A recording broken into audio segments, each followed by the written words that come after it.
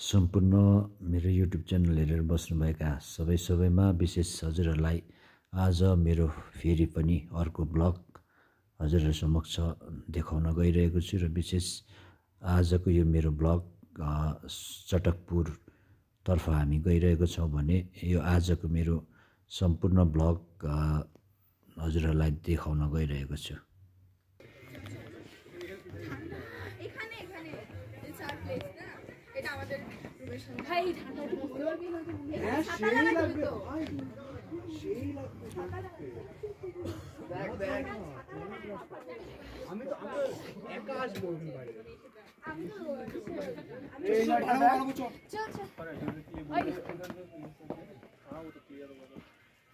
अरे रीना की ये बोलते ना सही बना दिया हम खा लेंगे। अरे भैया ब्लॉग बन गया। देखो इधर यार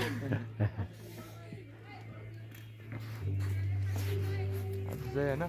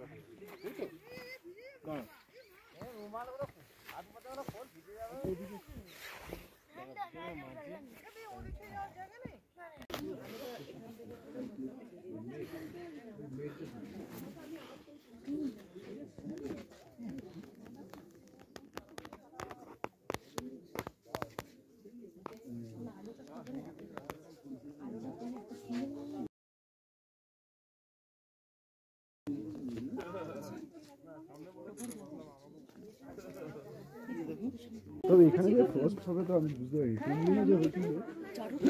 ব্যাপার সেটা জানি এটা বুঝি তুমি হচ্ছে সেটা মানা যায়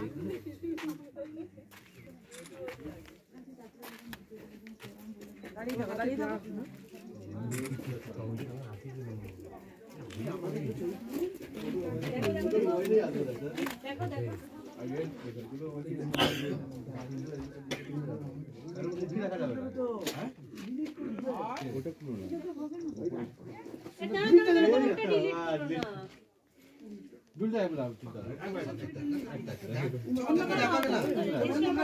सम्पूर्ण मेरो युट्युब च्यानल हेरेर बस्नुभएका सबैमा विशेष हजुरहरूलाई आजको मेरो यो युट्युब च्यानलको माध्यमबाट सुनादादेखि 6-7 किलोमिटर माथि पर्ने जुन चाहिँ सुन्दर ठाउँ र हजुरहरूले यो ठाउँ चिनिसक्नु भएको छ र विशेष यो ठाउँ चाहिँ चटकपुर र यहाँको एकदमै वरिपरि वन जङ्गलले ढाकिएको ठाउँ र यहाँबाट एकदमै रमाइलो दृश्य हजुरहरूले देख्न सक्नुहुनेछ र विशेष मेरो युट्युब च्यानलको माध्यमबाट हजुरहरूलाई बेलुकीको भ्यू पनि मैले देखाइसकेको छु भने र आज यो ठाउँबाट देखिने बिहानीको दृश्य हजुरहरूलाई सम्पूर्ण मेरो युट्युब च्यानलको माध्यमबाट देखाउन गइरहेको छु र हजुरहरूले यस ठाउँ अवश्य पनि मन पराउनुहुन्छ भन्ने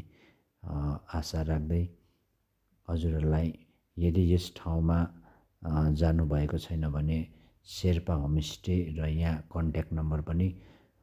यहाँ साझा गरिएको छ र हजुरहरूले कन्ट्याक्ट गर्न सक्नुहुनेछ र विशेष यो ठाउँ वरिपरि वन जङ्गलले ढाकेको ठाउँ र यहाँबाट एकदमै रमाइलो शान्त वातावरणमा रहेको ठाउँ यहाँबाट हजुरहरूले हेर्न सक्नुहुनेछ। यस ठाउँबाट हजुरहरूले कञ्चनजङ्घा पनि देख्न सक्नुहुनेछ अनि बिहानीको यो जुन ठाउँबाट सूर्य उदाएको पनि हजुरहरूले यस ठाउँबाट देख्न सक्नुहुनेछ र यो ठाउँ एकदमै रमाइलो शान्त वातावरणमा रहेको ठाउँ चटकपुर। अनि हजुरहरू यस ठाउँमा गएर यस ठाउँको सुन्दर दृश्य हेर्न सक्नुहुनेछ र विशेष आजको मेरो युट्युब च्यानलको माध्यमबाट हजुरहरूलाई यो सुन्दर ठाउँको मैले मेरो ब्लगमा देखाउन लागिरहेको थिएँ भने म अब अर्को ब्लग हजुरहरू समक्ष फेरि पनि लिएर आउने नै छु र विशेष आजलाई म मेरो ब्लग यतिमै अन्त गर्न लागिरहेको छु र आजको ब्लग हजुरहरूलाई कस्तो लाग्यो यसमा कमेन्ट बक्समा कमेन्ट पनि गर्न सक्नुहुनेछ र अर्को ब्लग म फेरि पनि लिएर आउनेछु र आजलाई म यतिमै अन्त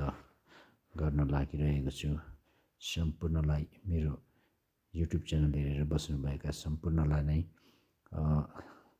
आजको ब्लग मेरो यतिमै अन्त गर्न लागिरहेको छु। धन्यवाद।